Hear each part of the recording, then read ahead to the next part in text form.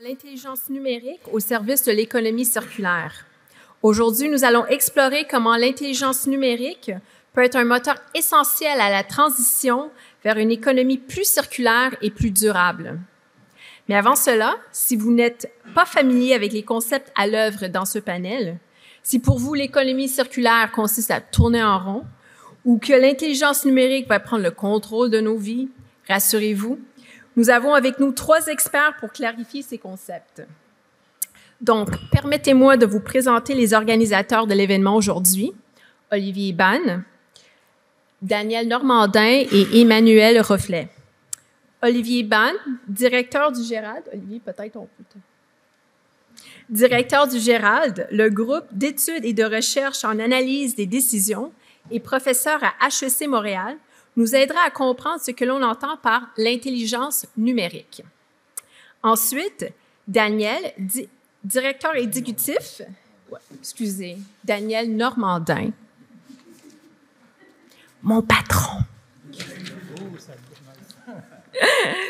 directeur exécutif du réseau de recherche en économie circulaire du Québec. Il est aussi directeur du Centre d'études intersectorielles de recherche en économie circulaire, le CIRIEC. Il sera accompagné de Emmanuel Reflet, membre du comité de direction du CIROD, le Centre interdisciplinaire de recherche en opérationnalisation du développement durable et co-titulaire de l'axe 1 du RRECQ. Ils vont nous présenter ce qui est l'économie circulaire. Je vous laisse donc entre les mains des experts. La parole est à toi, Olivier. Merci, Cathy. Donc, on m'a demandé de définir, présenter ce qu'est l'intelligence numérique. Donc, moi, je suis de la génération, on utilisait des dictionnaires. Donc, mon premier réflexe, ça a été de regarder le dictionnaire que j'utilisais, le Larousse.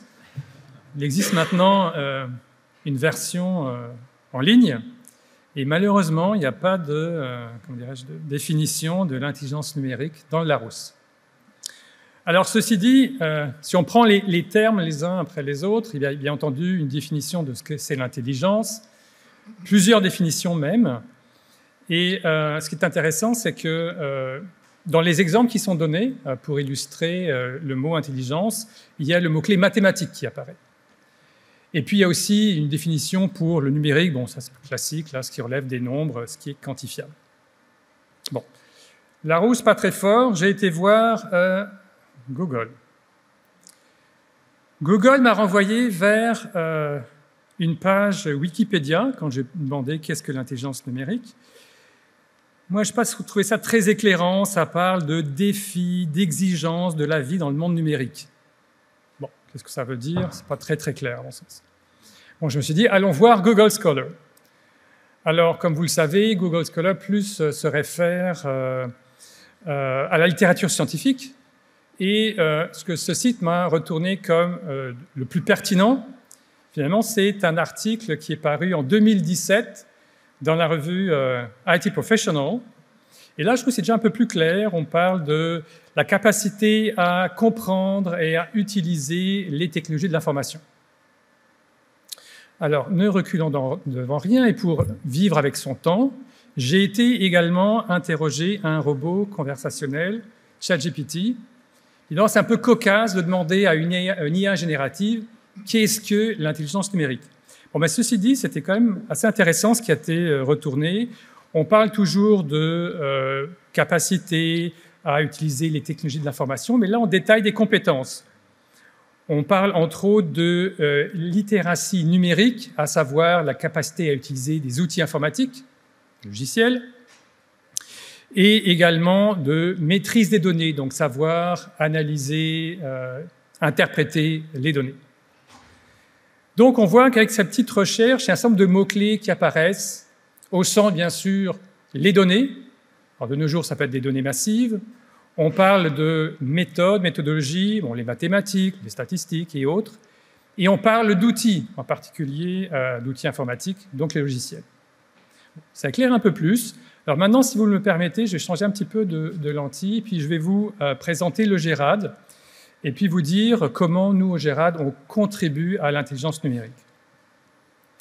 Donc, le GERAD, c'est un centre de recherche interuniversitaire qui comprend une centaine de membres, spécialistes des sciences des données et de la décision. Et comment on contribue à l'intelligence numérique? C'est en développant des méthodes mathématiques et des outils informatiques d'aide à la décision. Donc, quand on parle de méthodes mathématiques d'aide à la décision, on peut les classifier en fonction de leur finalité. Alors, on peut distinguer les méthodes, les approches descriptives, par exemple les statistiques pour analyser les données, les méthodes prédictives, comme l'apprentissage automatique qui se trouve être un des domaines de l'intelligence artificielle, et les méthodes prescriptives, qui est en fait la force traditionnelle du GERAD, où là, en fait, on propose des décisions optimales selon un critère de décision. Par exemple, on peut avoir, je sais pas, un regroupement d'industries, on voudrait maximiser les échanges, les flux de matière entre ces différentes industries. Alors, ces méthodes peuvent être appliquées dans un grand nombre de domaines, et au GERAD, en fait, nos chercheurs se concentrent sur 7 grands domaines, en particulier l'économie, ça c'est un des domaines, en particulier l'énergie, l'environnement et les ressources naturelles. Donc on voit énergie, environnement, économie. Je pense que la table est mise pour que mes collègues viennent maintenant vous parler d'économie circulaire. Merci Olivier. Alors bonsoir à tous et à toutes. Donc, rapidement, qu'est-ce que le réseau de recherche en économie circulaire? En fait, c'est un réseau relativement récent qui a été lancé il y a à peine 2 ans, en fait, en février 2022, suite à un octroi des fonds de recherche du Québec. Et en peu de temps, donc en 2 ans, on est passé de 108 membres à 270 aujourd'hui. Donc, on a des chercheurs de toutes les disciplines. Toutes les universités au Québec sont représentées et on a aussi 8 centres de transfert technologique collégiaux qui en font partie. Et on a aussi des collègues hors Québec, hors Canada qui ont également joint le réseau, ce qui en fait le plus grand réseau de recherche en économie circulaire au monde, en fait, selon nos collègues de la Fondation Ellen MacArthur. Il y a 4 axes, en fait 4 axes principaux, je dirais, au réseau qui sont portés par 4 co-titulaires. Donc, Emmanuel est le titulaire de l'axe 1. Et on a aussi 4 co-responsables de ces mêmes axes qui viennent de 4 autres universités. Alors, je laisse présenter peut-être le CIROD. Donc le CIROD, c'est un centre de recherche. Donc le CIROD a été créé, on était à la 2e version du CIROD. Le CIROD a été créé en 2015, je pense, ou 2016, par là. Et c'est un centre de recherche, de développement et de référence sur l'opérationnalisation du développement durable. Sa mission, c'est d'accélérer la transformation de la société afin de soutenir la transition socio-écologique par l'innovation durable et la transdisciplinarité. Donc, 15 universités, 4 cégeps, il y a plus de 100 membres, 300 étudiants. Donc, la communauté étudiante du CIROD est particulièrement dynamique. Et 3 axes qui ont été définis dans la programmation de 2020-2021. Donc, évaluation, conception et intégration, et puis approche systémique et accélérateur, collaboration avec les acteurs du terrain. Donc, on est éminemment interdisciplinaire aussi dans la définition des axes. Voilà. Bon, là, la partie difficile, on m'a demandé de résumer en 5 minutes ce qu'est l'économie circulaire. Normalement, j'ai de la misère tout seul, il faut que je le fasse avec Emmanuel. Bon, alors peut-être au départ, si vous faites une petite recherche sur les engins de recherche sur ce que c'est l'économie circulaire, il y a énormément de définitions. Ici, publication qui en a recensé 221. Au Québec, on s'est simplifié les choses. On a composé notre propre définition. En fait, c'était en 2016 avec un groupe de parties prenantes, de chercheurs, de parties prenantes externes. Donc, je vous laisse la lire. En fait, vous allez probablement lire plus vite que moi. Donc, mais essentiellement, ce qu'on veut, c'est faire en sorte d'utiliser moins de ressources pour permettre, je dirais, aux individus et aux collectivités d'atteindre un niveau de bien-être acceptable, tout en réduisant autant que faire se peut la pression sur les ressources et sur l'environnement. Et ça se fait à travers un certain nombre de stratégies que je vais vous présenter. Ce qui est important, en fait, pourquoi on a développé le concept d'économie circulaire, c'est qu'il y a un concept qu'on appelle les limites planétaires qui a été, je voulais élaboré en 2009 par un institut suédois qui s'appelle le Stockholm Resilience Center. On a, au fil du temps, documenté en fait ces limites planétaires qui représentent, si vous voulez, le safe space dans lequel l'humanité peut se développer sans porter préjudice, je dirais, à l'environnement.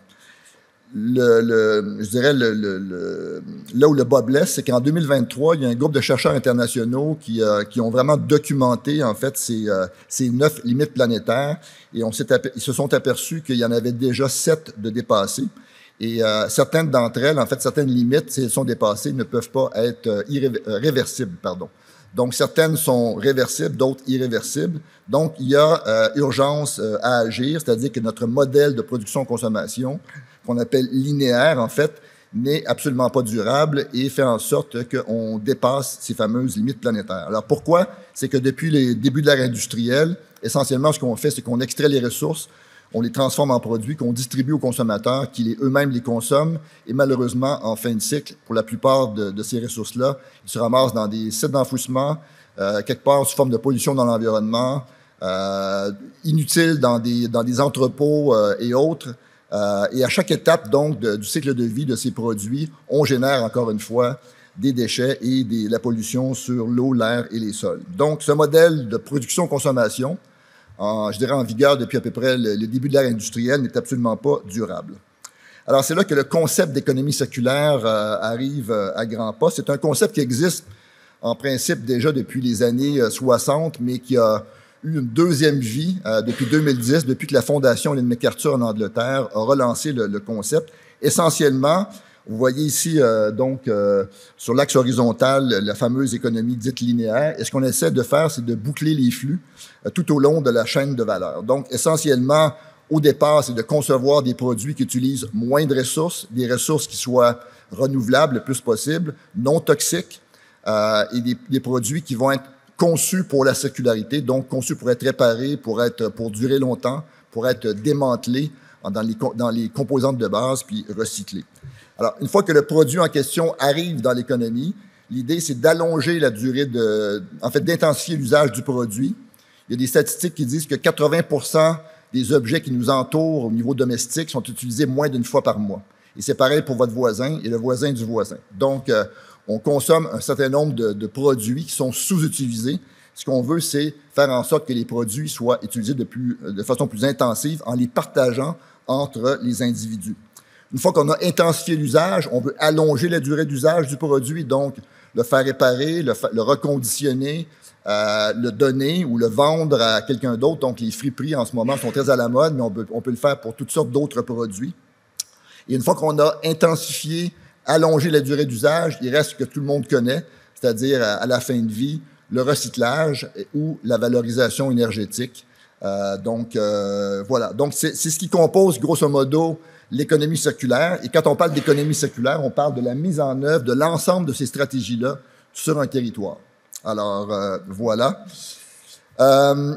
Juste pour vous donner un indice, sur les 100 milliards de tonnes de ressources qui rentrent grosso modo dans l'économie mondiale annuellement, il y en a environ 7,2% qui reviennent dans l'économie. Ça veut dire que année après année, on réextrait grosso modo 92-93 milliards de tonnes annuellement pour répondre aux besoins de l'humanité, et ça sur une planète où les ressources sont fixes.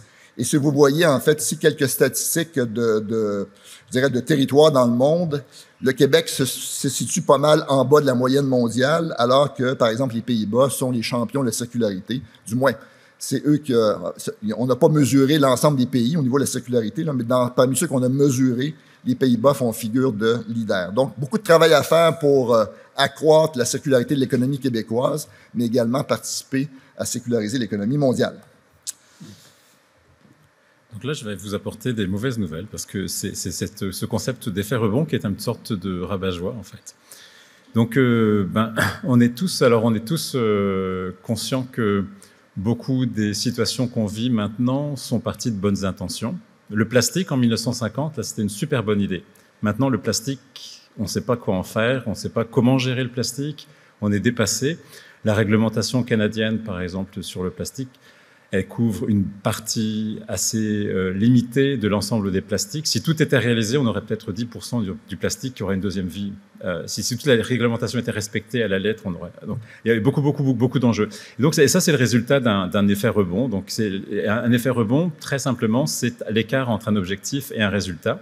C'est un effet inattendu et souvent non bénéfique. Et donc là, on se pose, quand on parle d'effet rebond, on se pose la question. Donc, comme Daniel le disait, l'économie circulaire vise à essayer de dépasser l'économie linéaire ou remplacer une partie de l'économie linéaire ou l'ensemble de l'économie linéaire. En même temps, est-ce qu'on n'a pas forcément un accord très clair sur l'objectif final de l'économie circulaire? Est-ce que c'est unidimensionnel, c'est-à-dire c'est économiser les ressources naturelles, mais en continuant à consommer? Ou est-ce que c'est multidimensionnel, c'est contribuer à un développement durable en incluant, par exemple, des dimensions sociales qui sont souvent relativement peu abordées pendant les discussions autour si on se concentre sur les ressources. Et puis, on peut aussi, il faut être conscient, à quel résultat inattendu son implantation pourrait-elle mener. Donc, on sait que l'économie linéaire a mené à plein d'effets rebonds, et puis l'économie circulaire en aura probablement aussi. Donc, l'implantation de la mise en œuvre, c'est la même chose. L'implantation de l'économie circulaire peut aussi augmenter à la consommation d'une ressource ailleurs. Donc, elle peut augmenter l'utilisation de procédés polluants aussi. Donc, il peut y avoir des effets de déplacement. Donc, c'est cette conceptualisation, en fait, d'effet rebond.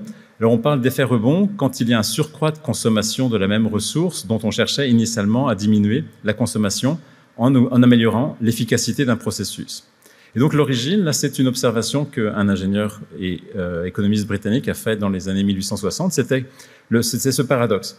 Grosso modo, quand les machines à vapeur sont apparues en Grande-Bretagne, on pensait avec les machines à vapeur allaient diminuer la consommation de charbon en Grande-Bretagne. Et bon, grosso modo, et ce qu'on a observé, c'est l'inverse. C'est-à-dire que, grosso modo, l'amélioration de l'efficacité énergétique a mené à augmenter la quantité, donc à améliorer une meilleure efficience de l'utilisation des ressources, mais à augmenter le bassin d'utilisateurs de ces ressources. Donc, grosso modo, à augmenter la quantité qui est utilisée in fine. Et donc là,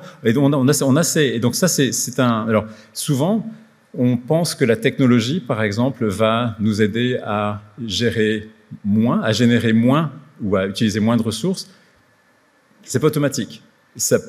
Justement, il peut y avoir cet effet rebond et in fine, qui peut augmenter la consommation. Donc, là, on a quelques conceptualisations on peut avoir des effets qui vont être forts lorsque la consommation de la ressource augmente globalement. On peut avoir des effets faibles lorsque la consommation de la ressource diminue moins que ce qui est attendu, avec des effets directs. Là, c'est le paradoxe de Jevons. On peut avoir des effets indirects aussi, quand l'effet est dû à l'augmentation de la consommation de la ressource via d'autres processus. Donc, par exemple, donc soyons très conscients quand on propose des solutions que de l'existence de ces effets rebonds. Donc, je deviens membre je deviens membre de Communauto pour ne pas utiliser de voiture. J'économise de l'argent. Cet argent, je vais l'utiliser pour me payer 3 billets d'avion par an. C'est un effet de déplacement, etc. Donc là, ces effets rebonds, ils sont très souvent présents et très peu souvent documentés.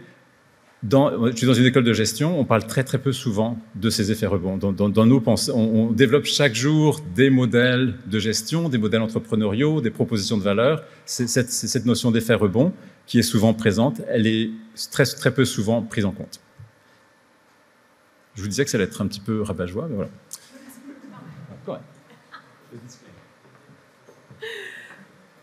Bon, merci beaucoup à vous trois. On a des bonnes bases linguistiques là, pour lancer le panel. Alors, sans plus tarder, je vous introduis notre modératrice du panel aujourd'hui, Dominique Anglade. Bonjour, Dominique. Dominique est professeure associée. Oui, pendant qu'on lit la bio. Alors, Dominique est professeur associé et co-leader à la direction de la transition durable au HEC Montréal. Elle a auparavant été chef de parti, vice-première ministre, ministre de l'Économie, de la Science, de l'Innovation et députée du Québec.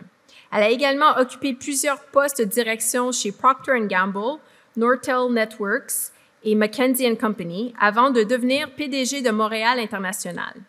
Très engagée dans la communauté, elle a cofondé Campé pour accompagner de manière durable les communautés rurales en Haïti. Merci d'être avec nous aujourd'hui, Dominique. Et je vous remercie tous et toutes d'être présents aujourd'hui et je vous souhaite un excellent panel. Merci beaucoup. Alors, bonsoir tout le monde. Vous allez bien? Il est 18h30. On va avoir un beau défi, chers panélistes, de rendre ça très dynamique comme panel et je vais compter sur vous.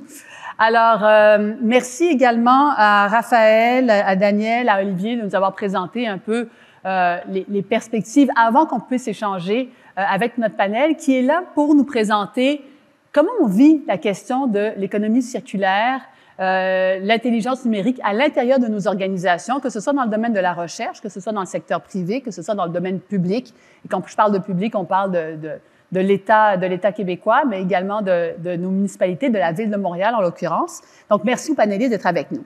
Vous allez me permettre de les présenter. Alors, Natacha. Je vais attendre qu'elle vienne. Natacha. Natacha Beauchesne œuvre en développement des affaires et possède une expérience de plus de 15 ans en développement durable. Elle a notamment joué un rôle central dans l'élaboration et le lancement et la mise en œuvre des plans de développement durable de la collectivité montréalaise qui reposait sur la collaboration de plus de 400 parties prenantes, un véritable défi. Convaincue que la transition écologique passe par un nouveau modèle économique et social, elle occupe présentement le poste de commissaire au développement économique au sein du service de développement économique de la Ville de Montréal, où elle est là pour principal mandat l'élaboration et le déploiement d'une stratégie, d'une feuille de route en économie circulaire pour le territoire de l'agglomération de Montréal. Elle est également impliquée dans l'avancement de la circularité au Québec et Mme Beauchesne siège sur le comité stratégique du Fonds en économie circulaire, qui est le premier fonds d'investissement consacré à l'économie circulaire au Canada. Merci d'être avec nous, Natacha. Nous avons également Hélène Gervais. Alors, Hélène est titulaire d'une maîtrise en environnement de l'Université Sherbrooke ainsi que d'un baccalauréat en communication. Hélène œuvre au sein de la Société d'État Recyc Québec. Donc, quand je parlais de l'État québécois, Recyc Québec, vous en êtes la digne représentante aujourd'hui. Et son expertise en économie circulaire combinée à ses connaissances en gestion des matières résiduelles ont été mises à profit sur divers dossiers dans l'organisation des 3 éditions des Assises québécoises de l'économie circulaire, la réduction à la source des matières résiduelles et la réparation des produits, le recyclage des plastiques, ainsi que la collecte sélective des matières recyclables. Ça en fait quand même pas mal.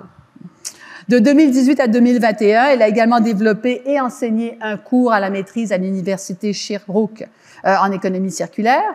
Et en 2016, elle a œuvré à titre de chargée de projet à l'Institut de l'environnement, du développement durable et de l'économie circulaire, où elle a coordonné un important projet de recherche qui portait sur l'économie circulaire et les métaux.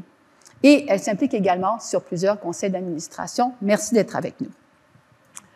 Du côté de la recherche, nous avons avec nous Annie Levasseur.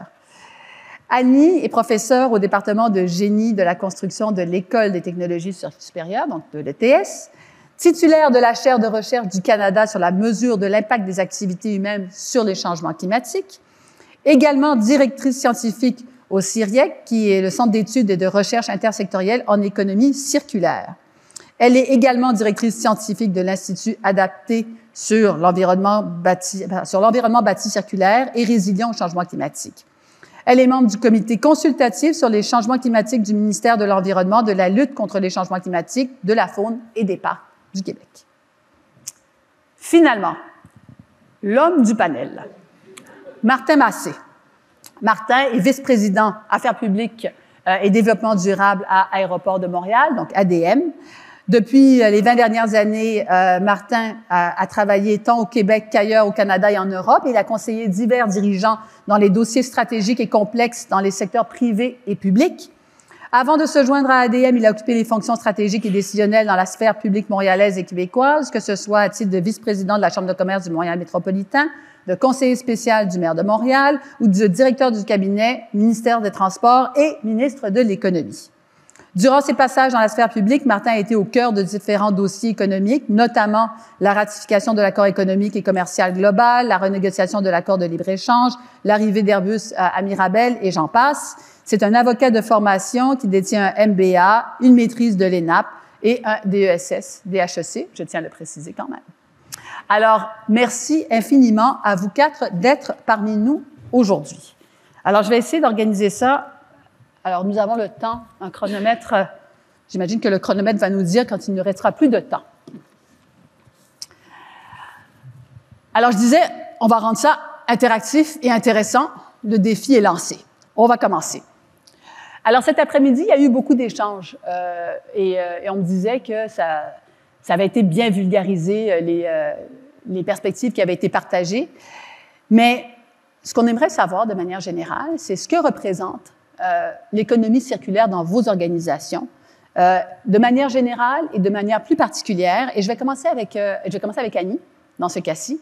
Annie, si tu peux nous parler de ce que ça veut dire dans ce que tu fais au quotidien dans tes fonctions.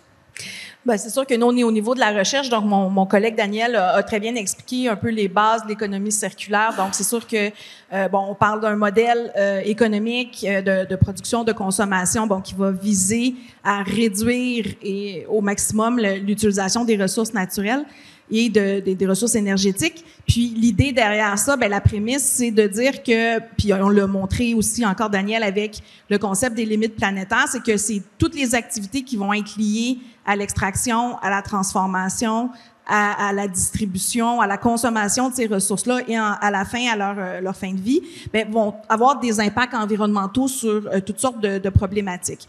Donc, c'est ce qu'on cherche à faire, un peu découpler nos activités humaines des impacts environnementaux néfastes. On a vu quelques différentes stratégies, puis comme je disais, la prémisse, c'est vraiment de dire que ça, d'aller vers ce modèle-là devrait normalement réduire nos impacts. Puis, un peu, moi, mon expertise de recherche comme telle, c'est de regarder différents outils de quantification des impacts environnementaux. Donc, premièrement, on va chercher à s'assurer que ce sont effectivement des bonnes stratégies. C'est pas dit qu'il n'y a pas des cas parfois où on imagine, on pense que c'est une super bonne idée, puis on se retrouve à l'analyser, puis finalement à se dire, non, on entraîne plus d'impact. Emmanuel a présenté l'idée des effets rebonds.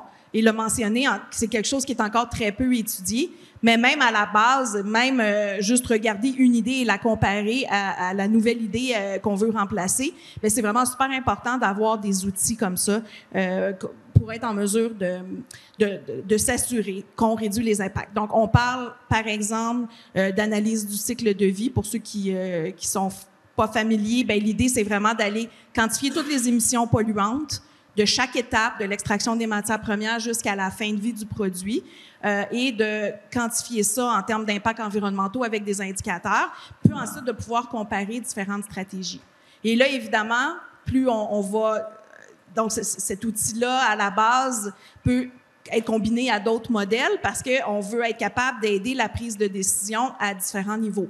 Donc, oui, moi, par exemple, je me retrouve devant une tablette puis je veux savoir si un produit est préférable à l'autre. L'analyse du cycle de vie répond à cette question-là. Mais quand on veut orienter les politiques publiques, par exemple, on va devoir prendre en compte des effets économiques, des conséquences que la politique publique pourrait entraîner. Et tantôt, on en a parlé avec les effets rebonds, mais on le voit aussi même si on encourage l'utilisation d'un matériau parce qu'on le juge plus économique, plus écologique. Mais quel va être l'impact sur toute la chaîne d'approvisionnement, puis l'impact sur ce qu'on va substituer aussi comme matière dans l'économie. Donc, les questions deviennent vite complexes. Puis c'est pour ça qu'on a vraiment besoin de modèles qui vont combiner vraiment différentes expertises. Donc, typiquement, là, les chercheurs qui travaillent autour de ces questions-là vont venir de toutes sortes de disciplines pour être en mesure de bien, autant qu'on peut, modéliser puis répondre à ce genre de questions-là pour aider la prise de décision puis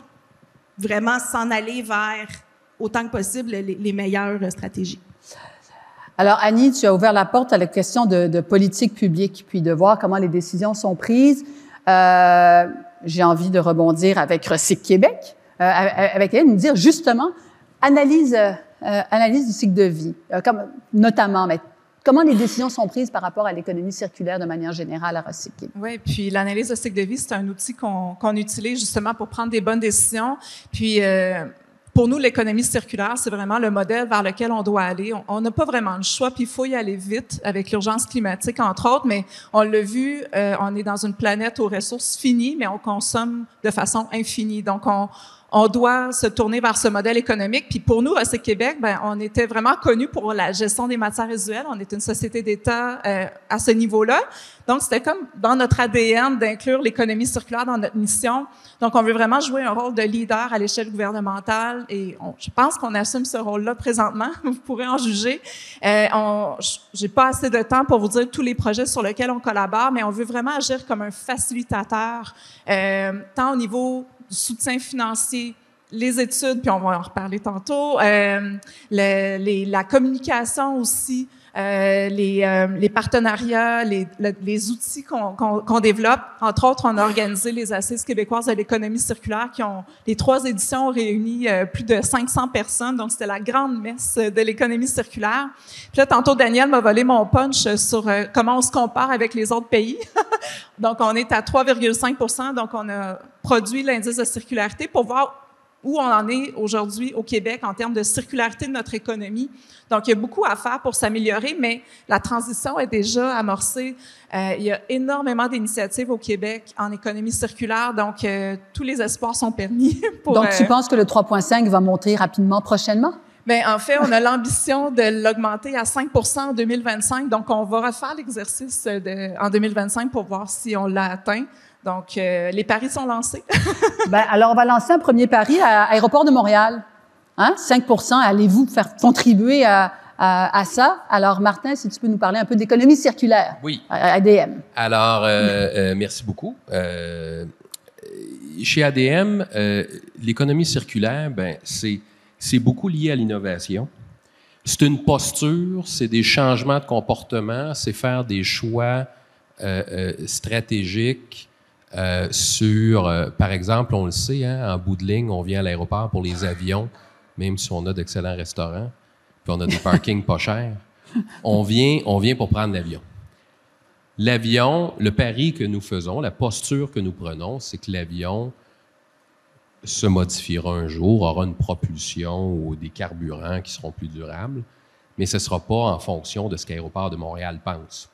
Alors, la posture que l'on prend, d'exemplarité, c'est travaillons sur tout ce qui est autour et soyons, tout ce que nous contrôlons ou ce sur quoi nous avons une grande influence, on s'y attaque.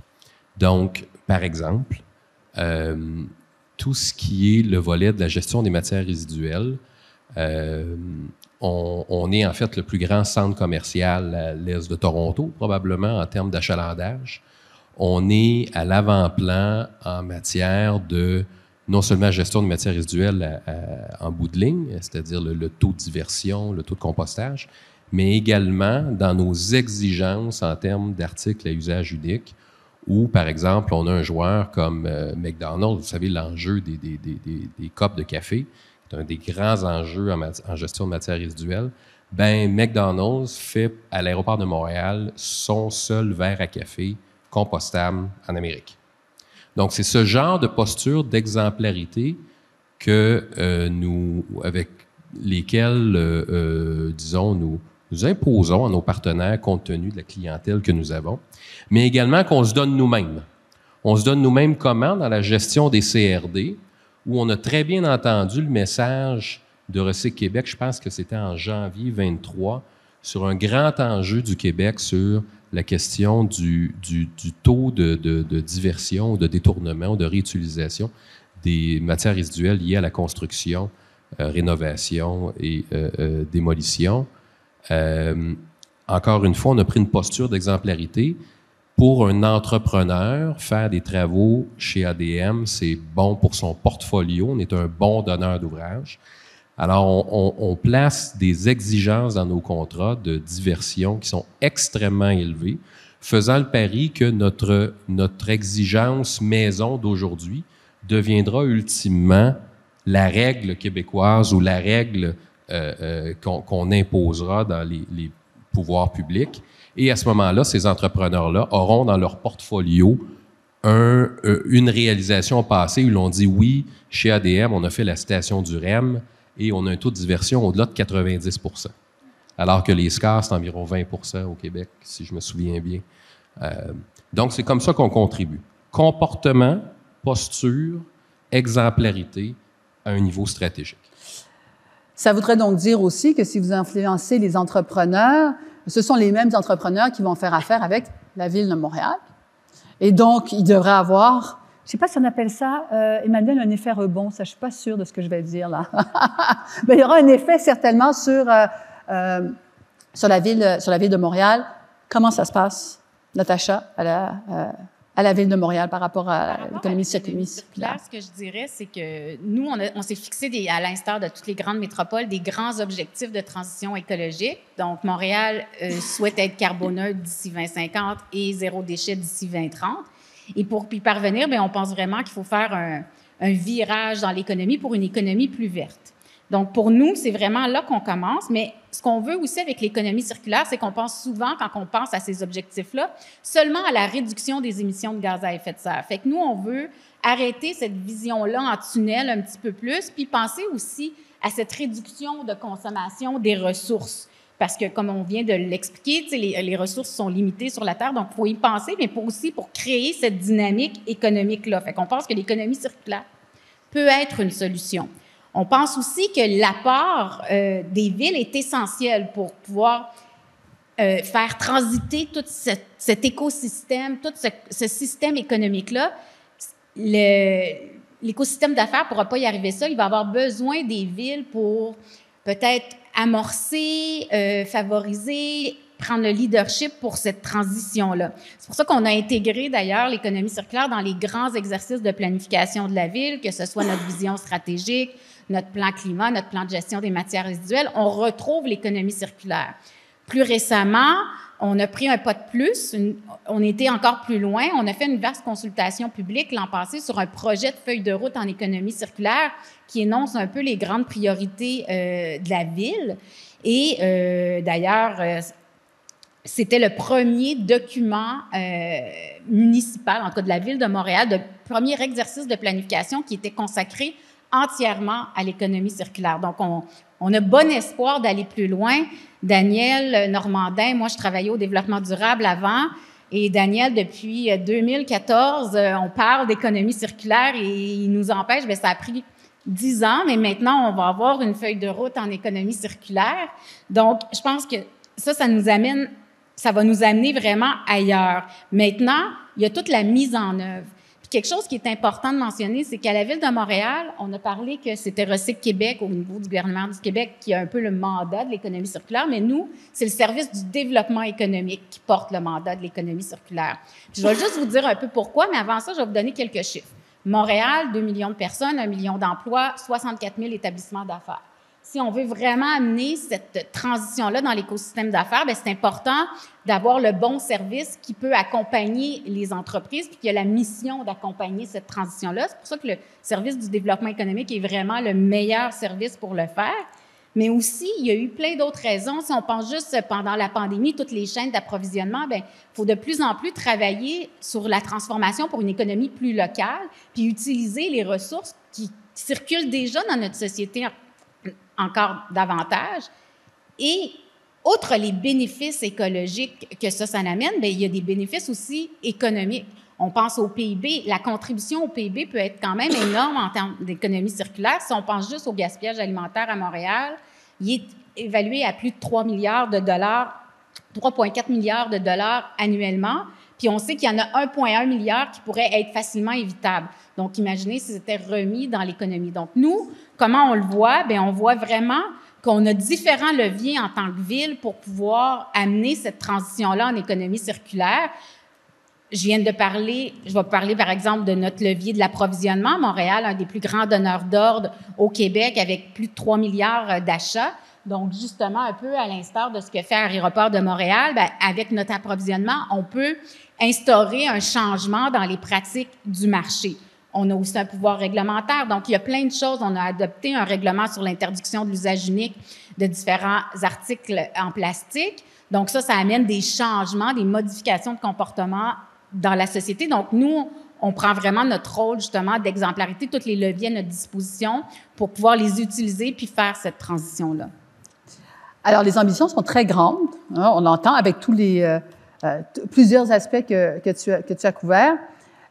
Mais pour y arriver, les données sont fondamentales. Les données sont essentielles. Tout à l'heure, Olivier nous a fait une magnifique définition de ce que c'est que l'intelligence numérique. Comment est-ce que vous utilisez cette intelligence numérique au profit de l'économie circulaire? Comment vous faites le lien entre les deux?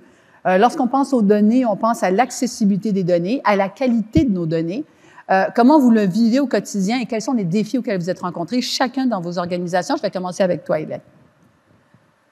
Pour être en toute transparence, je trouve qu'on n'utilise pas suffisamment l'intelligence numérique dans nos opérations à l'heure actuelle, mais on a des projets dans l'engrenage, donc ça s'en vient. Par contre, Recyc Québec, on génère énormément de données, on en collecte par différentes études, puis on les rend disponibles aux parties prenantes parce que c'est un outil essentiel à la prise de décision pour prioriser les actions, pas juste pour nous, mais pour nos parties prenantes. Donc, étant la référence en gestion des matières résiduelles, on se doit de diffuser les connaissances. Et, par exemple, à chaque 2 ans, on fait les bilans de gestion des matières résiduelles, mais on y va avec la méthode formulaire PDF, compilation dans Excel. Il y a sûrement je parlerai à Olivier Band, il y a sûrement des façons d'optimiser ça.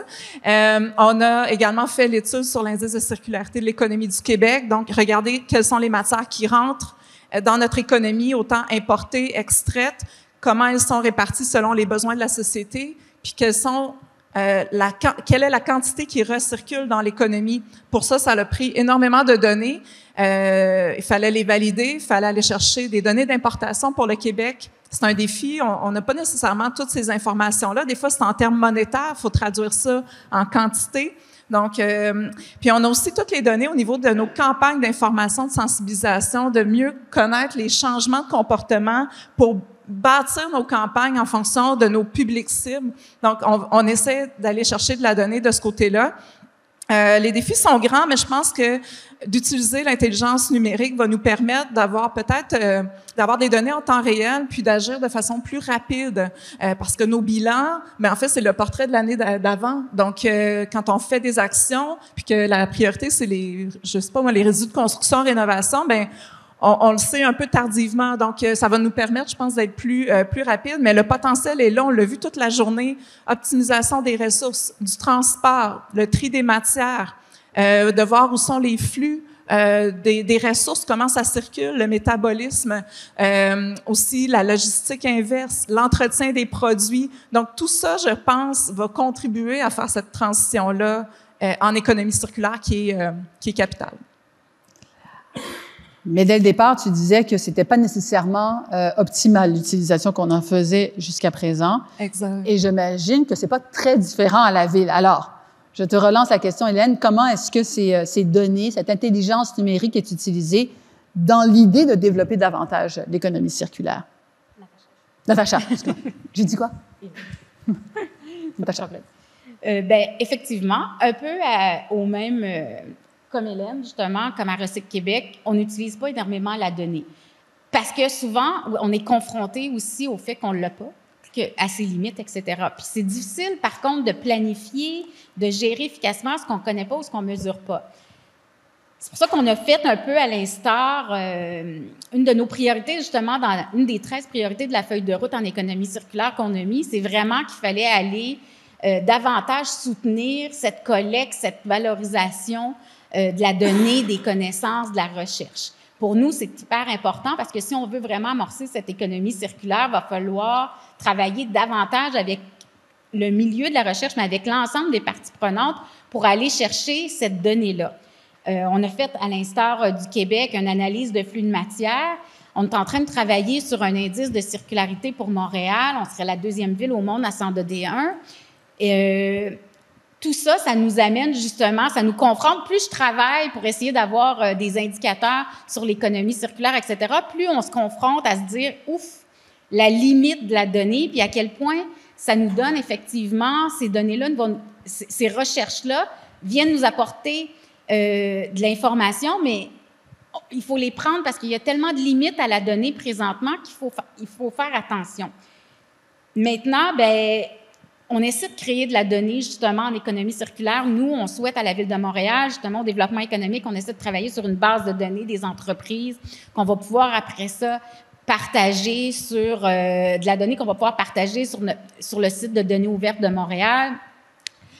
On travaille, on utilise de plus en plus l'outil réglementaire pour aller collecter cette donnée-là. On a adopté un règlement sur la cotation et la divulgation des émissions de GES pour les grands bâtiments résidentiels. Ça va nous permettre justement d'aller chercher de la donnée sur les sources d'énergie, les quantités d'énergie des grands bâtiments résidentiels. Puis on regarde d'autres types de règlements qu'on pourrait mettre en place, peut-être pour ce qui est du gaspillage alimentaire, du gaspillage vestimentaire, etc., pour pouvoir aller se doter de différentes données. Fait que ça, on est en train de regarder les leviers qui nous permettraient de le faire, mais parallèlement, mais on se dit,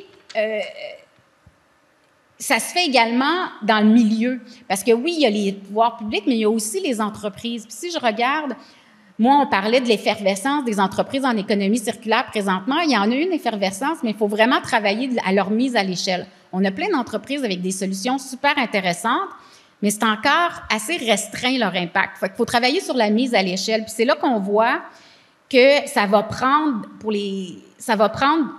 d'autres choses. Il va falloir qu'eux aussi ils travaillent. Il y a plein d'entreprises qui me parlent présentement en économie circulaire. Puis ce qu'ils sont en train de faire, justement, c'est collecter cette donnée-là qu'on va pouvoir utiliser par la suite avec, par exemple, l'intelligence artificielle. Parce qu'avant de pouvoir utiliser l'intelligence artificielle, ça prend de la donnée. Puis là, ben cette intelligence artificielle-là va pouvoir venir maintenant accélérer la mise à l'échelle de ces entreprises d'économie circulaire-là. À la Ville, on travaille justement avec des partenaires du milieu. Présentement, on penserait de voir comment on pourrait travailler mieux ensemble pour aller aider et soutenir ces entreprises d'économie circulaire-là pour qu'ils intègrent justement l'intelligence artificielle dans leurs opérations. Puis, donc, la Ville veut jouer un rôle pour cette mise à l'échelle-là avec les entreprises. Elle veut être un porteur de ballon pour monter le niveau de l'eau pour tout le monde. C'est ça que c'est dans les initiatives que vous avez. Effectivement, parce que l'intelligence artificielle, c'est ça, il y a plein de choses. Je pense à des entreprises, on peut utiliser, par exemple, des outils, l'application pour la tarification dynamique pour la baisse,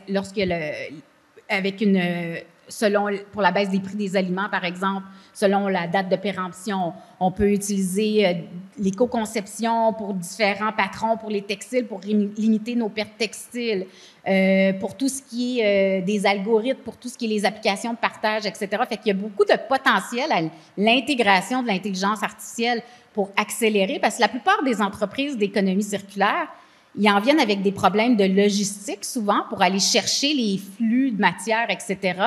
Fait que là, c'est là que la donnée devient hyper importante. Puis aussi pour gérer, parce que ça se fait pas en silo, l'économie circulaire. On va chercher, on parlait, il y avait cet après-midi, toute la marque de café. Il faut aller chercher toute ce marque de café-là dans plein d'édifices, pas juste dans un, pour pouvoir après ça créer d'autres choses. Ben là, ça prend une donnée, ça prend une intelligence numérique qui est hyper importante. Puis ça, ben il faut commencer à le mettre en place. Fait que nous, on veut travailler justement avec des partenaires qui vont pouvoir accompagner les entreprises pour pouvoir leur aider à mettre à l'échelle leurs solutions. Parfait. Merci beaucoup. Du côté de la recherche, Annie. Oui. Je reprends les mots de Natacha. Dans le fond, pour être capable de bien planifier puis de mettre en branle cette transition-là, puis Hélène l'a bien dit, elle est pressante en plus, il faut évidemment mesurer puis être en mesure de comprendre puis d'évaluer les différentes stratégies. Puis effectivement, là, les données, c'est super important. Est-ce que l'accès aux données est facile? Non, malheureusement. Donc, on a besoin de données qui vont provenir de toutes sortes de sources. Si on regarde juste, par exemple, les gouvernements fédéral, provincial, c'est pas nécessairement des organisations hyper avancées en termes d'intelligence numérique. Donc, ça peut être compliqué. Des fois, on n'a pas la bonne échelle nécessairement. On a des données qui vont être de niveau, par exemple, provincial, mais quand on arrive au niveau municipal, on veut comprendre les flux qui entrent et qui sortent, ça peut être extrêmement complexe parce qu'on n'a pas ces données-là. Puis ça peut être vraiment aussi, des fois on a des données, on aurait besoin de données qui viennent du privé, mais là évidemment c'est soit qu'il y a des problèmes de confidentialité ou sinon qui essaient de monnayer aussi l'accès à ces données-là. Donc, il y a plein de barrières comme ça qui rendent les choses quand même compliquées. Mais effectivement, tout ce qui est recherche opérationnelle, optimisation et tout ça peut énormément aider. Puis, on a besoin vraiment beaucoup de modélisation aussi. Tantôt, je mentionnais qu'il faut souvent même combiner différents types de modèles entre eux pour être capable d'analyser vraiment de façon très systémique ces questions-là. Donc, ça peut être, oui, on a l'analyse du cycle de vie avec des modèles qui vont être très de l'ingénierie pour aller quantifier des émissions, mais on doit combiner ça à des modèles technico-économiques d'un secteur complet. Donc là, des modèles d'optimisation, par exemple, technico-économiques, on va faire ça, avec parfois des modèles vraiment des sciences naturelles. Donc, si on pense, je sais pas, moi, je travaille beaucoup avec le secteur forestier, bien évidemment, dès qu'on parle de carbone forestier, ça prend des biologistes, des gens en foresterie pour être en mesure de bien comprendre les différents flux de carbone et aussi les impacts, parce qu'on parle beaucoup de GS, tantôt on l'a mentionné, mais on a des impacts sur la biodiversité, on a des impacts sur toutes sortes d'autres problématiques qu'il faut aussi tenter d'inclure. Donc, c'est sûr qu'il y a vraiment une grande complexité à ce niveau-là.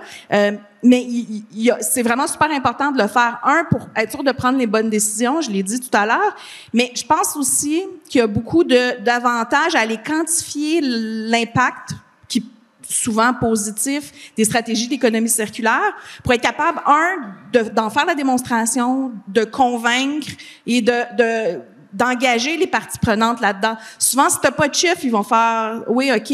Donc, si je donne un exemple très concret, au CERIEC, à l'ETS, on a démarré un écosystème de laboratoire d'accélération de l'économie circulaire sectorielle. On en a un, le plus avancé, c'est celui sur le secteur de la construction.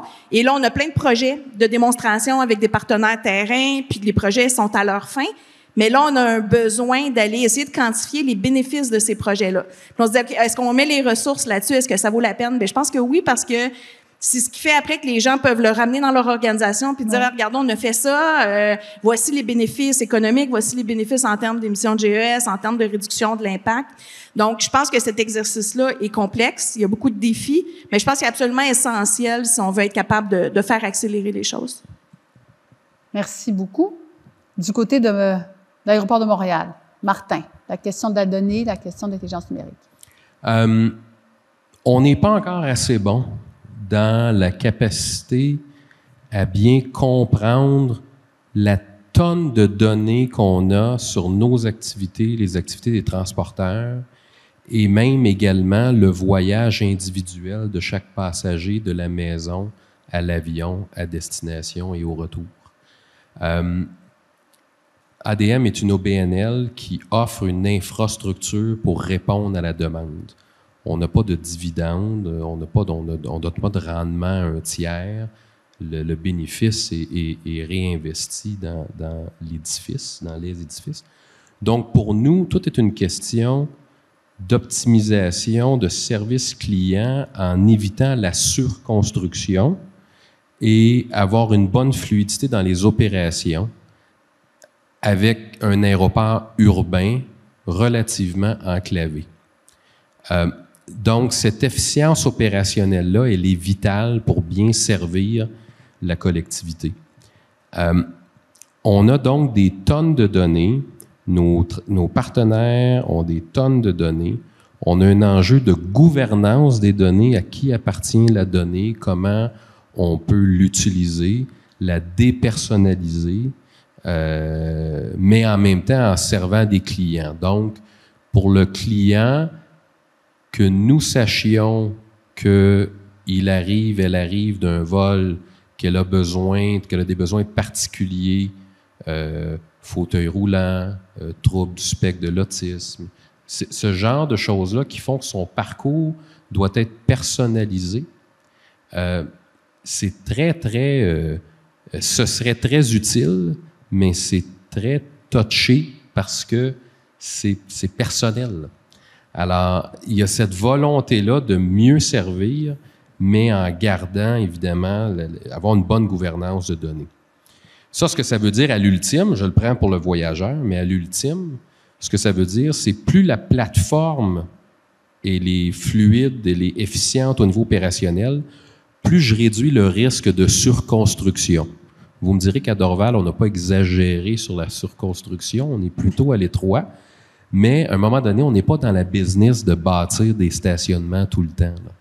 Alors, il va falloir mieux gérer la donnée pour que le passager à la maison sache quel est mon meilleur moyen pour me rendre en termes de temps, en termes économiques, financiers, et d'avoir un passage le moins anxiogène possible. Donc, une meilleure gestion de toutes ces données-là me permet d'améliorer le service à la clientèle, aux transporteurs, et de ne pas surconstruire. Ça me permet aussi, donc, si je ne surconstruis pas, j'ai moins d'enjeux de gestion de construction, de gestion de résidus de construction, j'ai moins d'enjeux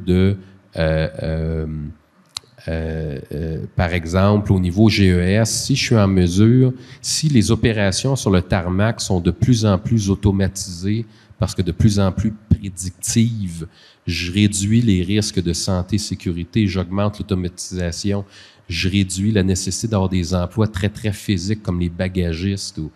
On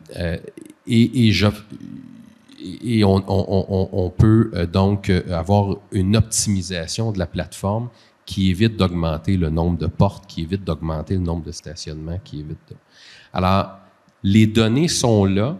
Le grand enjeu, puis c'est pas juste l'Aéroport de Montréal, c'est la gouvernance puis l'utilisation de ces données-là. Okay. Parce que c'est un milieu qui est très, très complexe où les marges de profit, surtout du côté des transporteurs, sont très, très faibles. Donc, ils sont friands de ces données-là. Maintenant, il faut bien les partager parce qu'en bout de ligne, on a le même passager.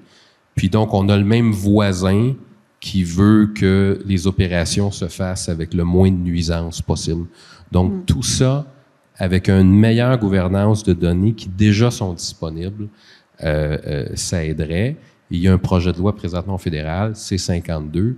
On est davantage dans la donnée sur le parcours passager, mais bon, c'est une première étape. Là. Je pense qu'il faut s'apprivoiser avant de marier nos données. Là. Je pense que c'est vraiment comme ça qu'il faut le voir.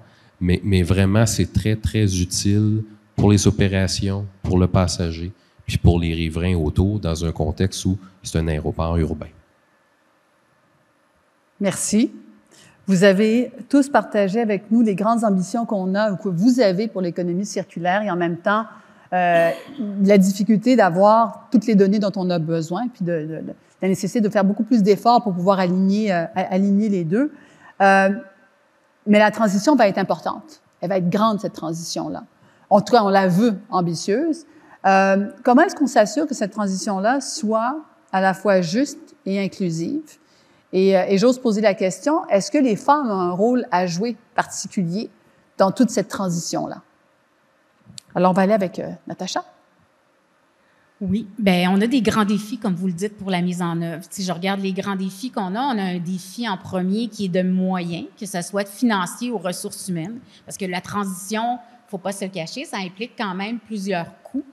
Et aussi, si on veut que, comme je le disais, on ne travaille pas en silo, il faut que l'ensemble des parties prenantes, donc toutes les parties de la chaîne de valeur s'y mettent. Donc, il faut que chacun, dans son organisation, devienne un peu spécialiste de l'économie circulaire pour le faire. Donc, toute cette gestion-là de ressources humaines, c'est un enjeu et un défi. On a un autre grand défi, comme on en a parlé beaucoup, c'est la mesure, la donnée. Donc, si on veut y aller puis que ça soit vraiment généralisé à l'ensemble de l'écosystème, il va falloir travailler sur ça.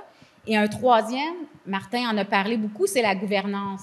On parlait de gouvernance de données, mais on parle aussi de gouvernance en termes de dire comment on réussit vraiment à travailler tous ensemble pour pas se dédoubler puis aplanir un peu les difficultés, tu sais, qu'on trouve, les écueils qu'on rencontre. Donc, comment on réussit à avoir une gouvernance efficace pour qu'on mette en place ce nouveau système économique-là, parce qu'on va être un peu entre les deux systèmes économiques.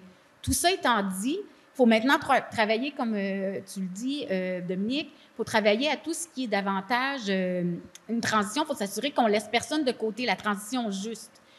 À la Ville de Montréal, je dirais que comment on l'a pris pour l'instant, comme c'est une feuille de route en économie circulaire qui est davantage sur l'économie circulaire, sur l'économie qui est basée sur l'écosystème d'affaires, on travaille beaucoup avec tout ce qui est l'économie sociale.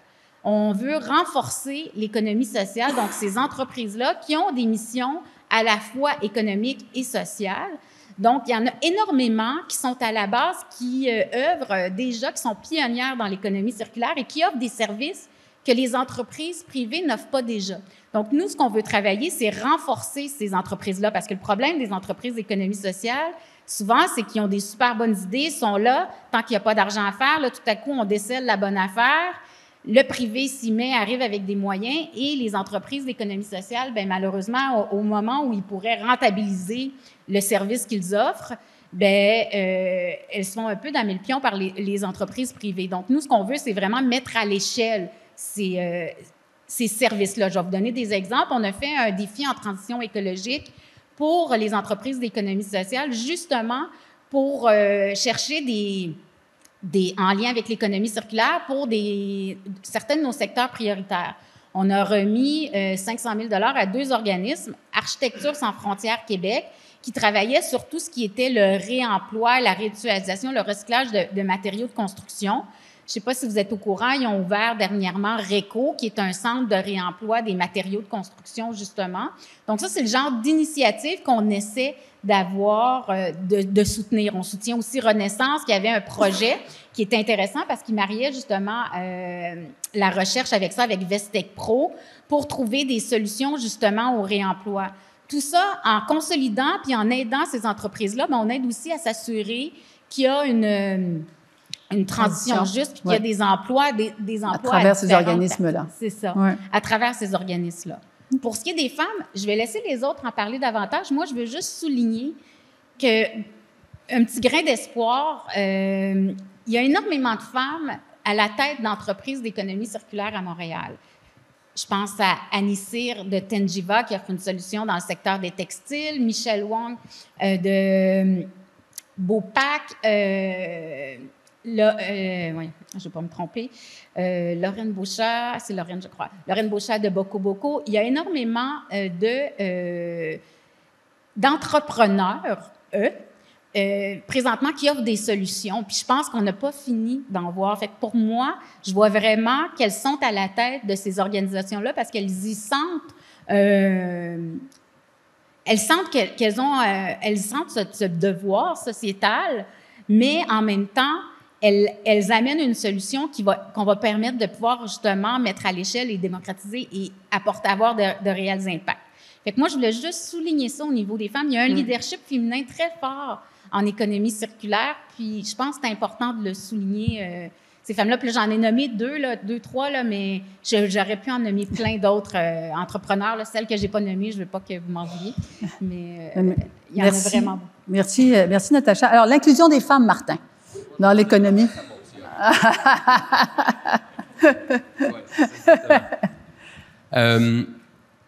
Je vais aller sur la transition juste. J'en parlais un peu sur les emplois. Évidemment, je prends la posture, évidemment, ADM. Là, je pourrais parler de moi, là, mais je veux dire ADM. Sur un aéroport, il y a tout type d'emploi. Et ce n'est pas vrai que les exigences de chacun de ces emplois-là est nécessairement toujours un bac, une maîtrise. C'est pas vrai. Ce qui ne veut pas dire que les emplois qui nécessitent une formation moins poussée ne peuvent pas être améliorés dans leurs conditions. Donc, pour nous, dans la définition des postes chez ADM et chez nos partenaires, c'est très, très important de s'assurer que la demande ou l'affichage soit véritablement relié à la nature du poste et ne pas se servir de critères disqualifiants qui n'ont rien à voir avec le poste. Je pense, par exemple, à la formation. Ce qui ne veut pas dire qu'on ne peut pas rendre ces emplois, entre guillemets, plus beaux, plus faciles. Et je pense, entre autres, à tous les emplois de manutentionnaires sur la plateforme. Il faut donc avoir le bon affichage, mais de donner les bons outils puis la bonne formation pour qu'il y ait un emploi pour, entre guillemets, pour tout le monde. Et l'automatisation n'est pas la seule solution. Et je pense également au service à la clientèle où l'automatisation, c'est quand vous appelez dans une grande télécom puis vous ne réussissez pas à parler à personne.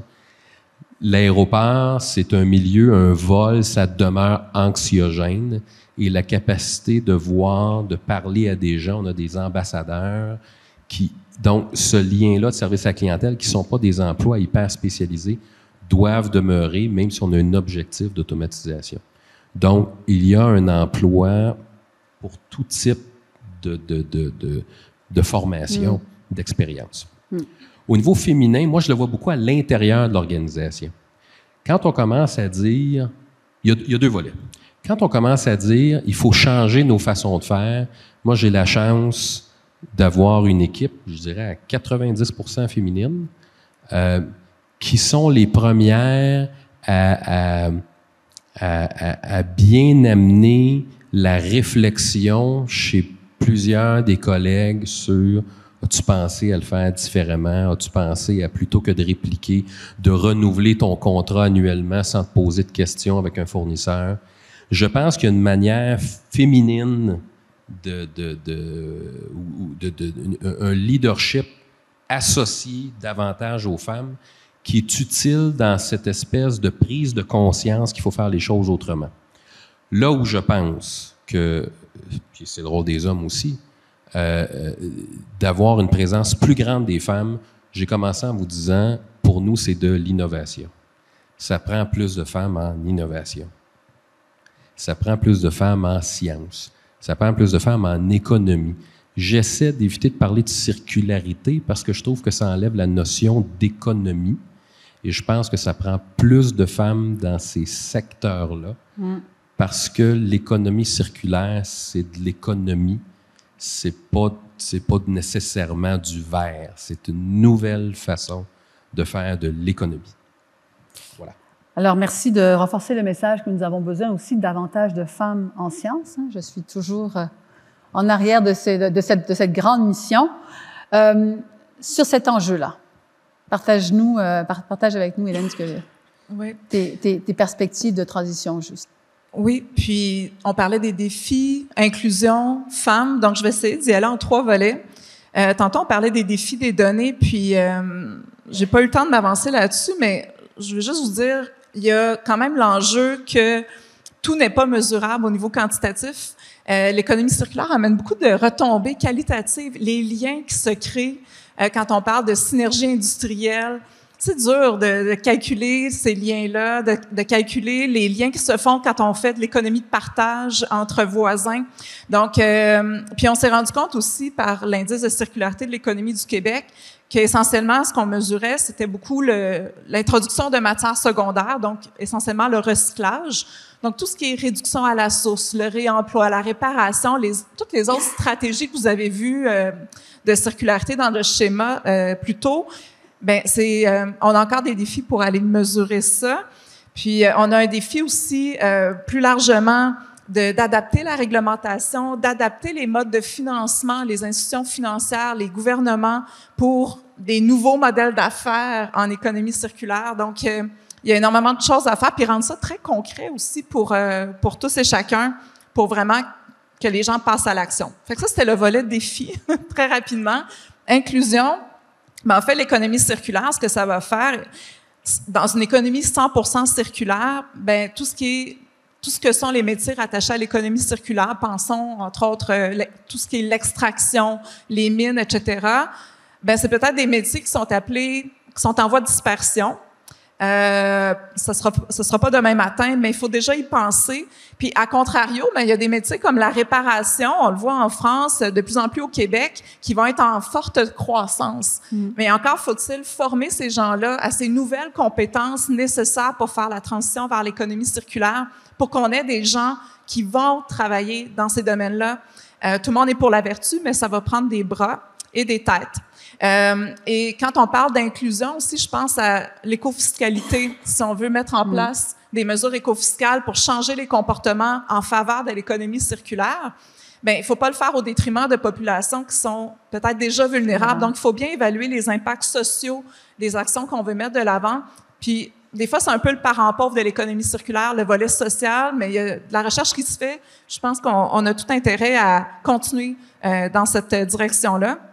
Puis pour ce qui est de la place des femmes, je pense que l'économie circulaire, il y a de la place pour tout le monde, femmes, hommes et tout ce qu'il y a entre les deux. c'est vrai qu'au niveau de l'environnement, il y a une étude qui parlait qu'en 2021, c'était 37% c'était des femmes dans le secteur de l'environnement, mais le secteur de l'environnement très large, là, donc ça va dans des métiers aussi très techniques. Donc, il y a de la place pour les femmes, surtout que c'est documenté. Puis là, je regarde les femmes dans la salle. On a peut-être une capacité au niveau des habiletés relationnelles, capacité aussi au niveau de la planification, la gestion.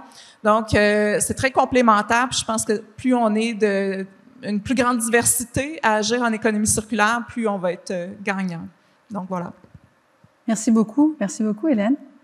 Annie, sur cet enjeu. Oui, on l'a mentionné un peu, mais je pense que ça vaut la peine de répéter aussi avec la définition que Daniel a présentée de l'économie circulaire, qui était comme la définition québécoise, puis que je le rappelle a été quand même établie avec beaucoup de parties prenantes qui se sont mis autour de la table.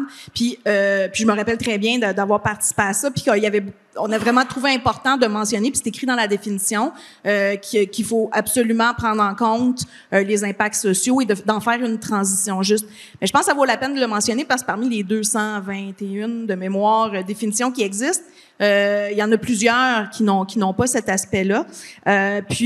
Donc, Natacha a présenté des expériences au niveau de l'entrepreneuriat, mais il y en a aussi au niveau de la recherche. C'est vraiment un sujet effectivement qui intéresse beaucoup les femmes, même moi qui est dans un milieu d'ingénierie, qui est vraiment pas typiquement féminin, mais dès qu'on touche ces questions-là, les questions de transition socio-écologique, d'économie circulaire, d'impacts environnementaux, on atteint très, très facilement la parité dans ces questions-là. Mm-hmm. C'est un sujet qui, naturellement, je pense, de par l'impact social et environnemental, vient chercher plus de femmes. Et je pense que c'est super important parce qu'en fait, il faut que les équipes, même au niveau de la recherche, depuis quand même quelques années, il y a des bons géants, je dirais, qui ont été faits du côté de la recherche en termes d'équité, diversité, inclusion. Ça, c'est parce que tout simplement les programmes de financement l'ont exigé, mais ça a fait en sorte, même si ça peut sembler tannant pour certains chercheurs, mais ça a fait en sorte de vraiment démarrer une réflexion qu'on n'avait pas du tout avant. Donc, faut faire la réflexion, comment notre recherche, on s'assure qu'elle prend en compte toute cette diversité-là. Donc, dans la communauté scientifique, il existe des dizaines d'exemples de recherches qui ont été faites uniquement sur des hommes, ce qui fait en sorte, par exemple, que les femmes sont carrément défavorisées en santé. Entre autres, il y avait des articles dernièrement qui nommaient plein d'exemples. Mais si on développe des solutions en s'assurant pas d'avoir toute la diversité de la population, ça fonctionnera pas. Donc, on va laisser des gens derrière. Puis en plus, il y a beaucoup d'études aussi qui montrent qu'en termes d'impacts environnementaux, il y a certaines populations plus vulnérables qui vont systématiquement être plus touchées. Donc, si on n'a pas ça en tête, même chose quand on développe nos solutions, qu'on parle d'îlots de chaleur, qu'on parle d'inondation, si on parle spécifiquement de changement climatique, ces populations-là vont être souvent très touchées. Puis en plus, les mesures qu'on met en place en termes pour favoriser, qu'on parle d'écofiscalité ou qu'on parle de différentes mesures pour favoriser l'économie circulaire puis la transition, il faut toujours avoir en tête que ces gens-là peuvent aussi être plus fortement touchés. Donc, il faut prévoir dans ces mesures-là de mettre en place les différentes actions pour qu'ils puissent, eux aussi, dans le fond, participer, mais dans la mesure de leurs moyens. Merci beaucoup, Annie. Écoutez, je suis très consciente du temps qui file et j'aimerais que vous ayez l'opportunité de poser des questions à nos panélistes. Alors, je vais être un petit peu plus rigoureuse sur le temps, exigeante sur le temps à mes panélistes. On va prendre des questions dans la salle. J'en ai d'autres. Si vous n'avez pas de questions, j'en ai d'autres. Alors, je vous invite à aller les poser. Et on va essayer d'avoir une question, une réponse. Celui qui a envie de répondre, peut-être rapidement, peut-être mentionner s'il y a un panéliste en particulier à qui s'adresse la question. Et puis, on va rouler. Puis, allez tout de suite. Je veux juste à main levée s'il y a d'autres questions, juste que j'ai une idée de... Il y en a 1, 2, 3. Ça va aller... on va y aller rondement. Allons-y. OK, merci. Marc Purdon du CAM. Juste une question. Il y a le scope 1, 2, 3 pour les émissions de gaz à effet de serre. Pour les panélistes qui utilisent les différents scopes, avez-vous confiance dans les mesures de scope 3? Parce que le scope 3, c'est en aval des émissions de gaz à effet de serre. Les mesures qui existent, je trouve que est-ce qu'on est confiance dans les chiffres liées au scope 3? J'aurais tendance à donner la question à Annie, qui... Oui, ces temps-ci, je me penche particulièrement sur ces questions-là. Bien, il y a effectivement différentes façons de le modéliser, puis c'est sûr que plus on va vers la donnée spécifique, par exemple, moi, mon scope 3, c'est le scope 1 de quelqu'un. Donc, ce sont les émissions directes de quelqu'un. C'est sûr que si j'ai accès à ces données-là, puis il y a encore l'idée, justement, d'accès aux données, ben, si tout le monde protège ces données, veut pas les partager à personne, ben, ça aide pas à avancer. Si on partage nos émissions de scope 1 et 2 avec les gens avec qui on fait affaire, ben là, premièrement, on est très précis. Puis deuxièmement, on est capable de mesurer l'amélioration réelle. Parce que si je vais à l'inverse, très haut niveau, j'ai pas de données. Je me réfère à des données qu'on dit input-output, donc de table d'entrée-sortie économique, parce que je sais que je dépense X dollars dans un type de bien. Je m'en vais dans cette table-là, j'ai une émission qui est très moyenne du secteur. Mais si moi, je me mets à prendre des fournisseurs qui améliorent leur empreinte environnementale, ben je vais jamais même le mesurer avec une approche comme celle-là. Donc, c'est beaucoup de travail, mais il faut vraiment s'en aller vers les méthodes qui nous donnent les données les plus spécifiques possibles. Je pense que la collaboration entre les différents acteurs, elle est absolument essentielle là-dedans. Sinon, on fait quand même un travail de quantification qui est moyen, mais qui permet même pas de capter toutes les améliorations. Puis l'idée de se mesurer, c'est pas juste de faire des gros fichiers Excel, c'est de s'assurer qu'on s'en va dans la bonne direction. Merci beaucoup. Autre question, Daniel. Oui. Ma question, en fait, un commentaire et une question. Dans mon équipe, il y a une majorité de femmes. Donc, c'est pour répondre à ton intervention d'avant, Dominique. Et je pense que c'est pas un hasard. Je pense que l'économie circulaire, c'est un modèle économique qui vise justement à prendre soin de notre planète.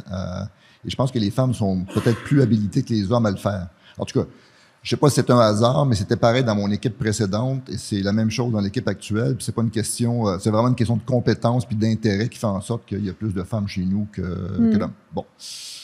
Annie a l'air à rigoler, mais je sais pas, es-tu d'accord? Parce que t'as dit qu'il y avait juste des femmes, t'as oublié Raphaël. Non, j'ai dit une majorité de femmes. OK, j'avais compris qu'il y avait juste des femmes. On est 4 gars. Ouais, c'est ça, sur 18 personnes. Donc, ouais. Ma question, c'est... on néglige souvent tu sais, quand on regarde le cycle de vie complet d'un produit, là, je dirais la catégorie de parties prenantes qui a le droit de vie ou de mort sur les ressources, c'est souvent le citoyen consommateur. Et on a tendance à un peu le négliger dans nos projets de recherche d'impact qu'on fait avec les parties prenantes sur le terrain. Et je pense que c'est je sais pas que c'est une erreur, en fait c'est un concours de circonstances, mais il faudrait embarquer davantage les citoyens pour être capable de circulariser évidemment les flux de matière sur l'île de Montréal ou de façon plus générale au Québec. Comment les faire participer davantage? Puis ma question s'adresse à Natacha et à Hélène, évidemment. Comment on peut faire participer davantage les consommateurs à la transition vers l'économie circulaire, puis 2, évidemment, le thème de ce soir, c'est les données, en fait, entre autres, l'intelligence numérique. Donc, comment on peut collecter les données pour à la fois avoir un portrait assez juste de la situation, puis 2, pour stimuler davantage les consommateurs à participer, sachant que en ce moment, il n'y a aucune incitation, sinon sensibilisation, pour que les consommateurs participent à la transition. S'ils ne participent pas, il y a 0 pénalité. Alors, autrement dit, si on prend notre produit en fin de vie, plutôt que de l'amener dans un éco-centre où c'est un emballage, le mettre dans le bac, si on le met à la poubelle, il n'y a pas d'incidence. Alors, comment on peut changer les choses? C'est une question assez large, mais... Merci. Natacha? Bien, je pourrais commencer. Moi, ce que je pourrais dire, c'est que oui, c'est important le citoyen, mais pour avoir travaillé 15 ans en développement durable, je dirais que la sensibilisation a quand même ses limites. Puis malheureusement, c'est ça que ça prend des incitatifs qui sont beaucoup plus forts, qui vont amener le citoyen à embarquer dans l'économie circulaire autrement. Je pense que c'est là que les pouvoirs publics ont un rôle. Quand je parle du règlement sur l'usage unique, l'interdiction de certains articles à usage unique, mais c'est ce qui fait que maintenant, vous allez au restaurant puis qu'on vous donne pas automatiquement, par exemple, des fourchettes ou que vous allez avoir des plats réutilisables avec système de consigne ou pas de consigne, etc. Mais nous, il faut travailler en tant que ville sur la mise en place de ces systèmes-là qui, après, les citoyens vont utiliser. Si on a plus de bibliothèques d'outils, bien, le citoyen va peut-être moins acheter sa drill parce que c'est facilement accessible près de chez lui. Fait que je pense que faut travailler. Le citoyen va faire sa part quand ça va être rendu accessible et assez simple pour lui de faire cette transition-là. C'est là que je pense que les pouvoirs publics et l'ensemble des parties prenantes doivent travailler pour impliquer le citoyen. Parce que nous, il faut offrir la solution au citoyen, puis après, le citoyen va pouvoir embarquer. C'est sûr que je dis ça, mais en même temps, je pense que tout le monde a quand même une réflexion à se faire personnellement. On parlait d'automobile aujourd'hui. Est-ce qu'on a tous besoin d'une automobile alors qu'elle est stationnée 95 du temps? On ne pourrait pas peut-être penser à la communauté ou à d'autres options, mais encore là, c'est si elles sont disponibles près de chez nous. Donc, je pense que c'est vraiment de travailler à mettre en place l'ensemble des ressources. On parle de points de collecte, de différentes choses. Le citoyen va embarquer quand il va avoir à sa portée ces choses-là. C'est sûr que les campagnes de sensibilisation sont quand même importantes, surtout pour la fast fashion, pour différents... C'est quand même important parce qu'on l'a vu quand on parlait du Scope 3 dernièrement, quand on travaille sur l'indice de circularité, on se rend rapidement compte que peu importe les efforts de recyclage, ce qu'il faut vraiment travailler, c'est la réduction à la source. Oui. La réduction à la source de tout l'usage, l'extraction ou la quantité de ressources qu'on utilise. C'est davantage le dénominateur qu'il faut travailler que le numérateur. Donc, c'est vraiment là. Donc, ça, je pense que, ça va être important de travailler sur cette réduction-là à la source auprès des citoyens, mais d'avoir ces options-là à sa disponibilité. Merci beaucoup. Sylvie? Oui, en fait, dans ta question, Danielle, tu parlais aussi de la mesure, puis c'est des exercices qu'on fait chez Recycle Québec de sonder les consommateurs, les citoyens, j'aime mieux dire, sur leur comportement, puis ça nous permet ensuite de mieux cibler les messages, les campagnes, à quels médias aussi on va aller les rejoindre, ces publics-là, puis on est déjà en train de revoir nos messages parce qu'avant, c'était beaucoup axé sur le recyclage, puis c'est toujours important de le faire, effectivement, mais la réduction à la source, de réparer, le partage, donc vous allez nous voir de plus en plus communiquer là-dessus parce que j'ai tendance à croire que c'est pas nécessairement tout le concept de l'économie circulaire qui est important de communiquer, mais c'est vraiment les actions concrètes. Puis je rejoins ton idée, Natacha, sur rendre ça le plus accessible possible, puis de démontrer les bénéfices. Puis je pense que quand les bénéfices sont au rendez-vous, ben le comportement a tendance à aller vers ça aussi quand ça devient avantageux pour le citoyen. Donc, on étudie ça, on essaie d'améliorer nos messages. C'est sûr que c'est une clientèle qui est importante à cibler pour faire la transition, sinon on n'y arrivera pas. Moi, je voudrais ajouter une chose aussi. Je suis tout à fait d'accord avec ce que Natacha a dit, dans le sens où il faut rendre les options disponibles, agréables et tout ça. Mais je pense aussi qu'il y a un rôle, puis ça, c'est un rôle que le gouvernement prend pas tant dans le cas de la transition écologique. Il y a un rôle aussi en termes des gouvernements de rendre, de montrer que cette transition-là doit être faite et que il faut s'en aller vers ça, puis de faire de la sensibilisation publique. Parce qu'il faut aller chercher l'acceptabilité sociale quand on met des mesures qui vont être un petit peu plus le bâton que la carotte. Faut que les gens adhèrent. Puis, on l'a vu, exemple, avec la cigarette. On a été capable de faire changer des comportements avec la cigarette, mais on hésite à le faire avec la transition écologique. Puis je pense que c'est super important. Puis s'il y en a qui veulent voir des exemples de comment un gouvernement peut le faire, allez sur YouTube, l'ADEME, puis la campagne de pub Le Dévendeur. C'est génial. Puis ça vient vraiment du gouvernement. Fait que c'est un très bel exemple. Oui. Martin? Je veux juste renchérir très spécifiquement dans mon domaine sur la question de l'alternative. Je parlais d'enjeux de surconstruction. ADM est favorable à un TG, mettez-le le plus rapide que vous voulez, parce que l'avenir, c'est pas des vols Montréal-Toronto. Et ça, à chaque fois qu'on le dit, c'est un peu une stupéfaction. Ben, vous autres, vous allez avoir moins de clients. On n'aura pas moins de clients, c'est pas ça l'enjeu. L'enjeu, c'est est-ce que c'est la bonne chose à faire de prendre un vol entre Montréal et Toronto et que nous ayons à bâtir des infrastructures pour un vol Montréal-Toronto. Ça n'a pas de bon sens. Par contre, ce qu'il ne faut pas, on l'a vécu, la pandémie, ça a été un arrêt forcé du voyage. Arrêt forcé du voyage, ça veut dire que tu ne vas pas au baptême, tu ne vas pas au funérailles, tu ne vas pas au mariage. Je m'excuse, ça n'arrivera pas. On est une société métissée, multiculturelle. On n'empêchera pas les gens de voyager au nom de l'environnement. Mais il faut leur fournir l'alternative. Et moi, je crois à la puissance de l'intelligence publique, là. Si l'alternative, elle est disponible, abordable, agréable, les gens vont la prendre. Alors nous, à l'interne, ce qu'on dit souvent, c'est moins de Toronto, plus de Tokyo, là.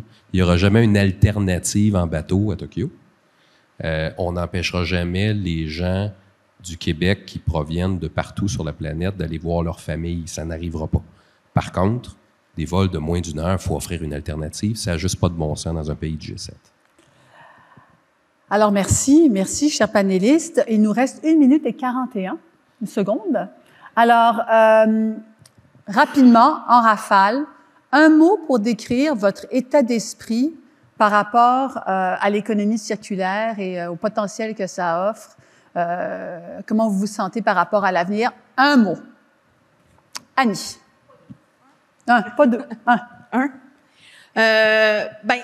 Quand même optimiste. Optimiste. Parce que j'aime mieux passer à l'action que d'être négative. Puis, optimiste. Ma façon, optimiste. Merci. Hélène. Elle a volé mon mot, fait que je vais dire enthousiaste. Ouais. Optimiste, enthousiaste. Excellent. Martin. L'économie circulaire, c'est payant. Alors, payant, après optimiste et enthousiaste, payant, le mot de la fin? C'est la solution. La solution. Mesdames et messieurs, votre panel.